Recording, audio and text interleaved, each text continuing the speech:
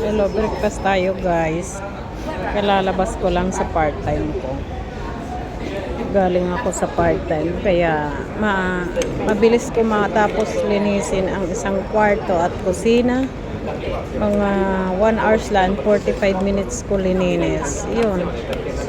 Ayan. Kaya nakalabas ako ng maaga. Kaya guys, ayun. Sa gatas muna tayo, snack muna tayo.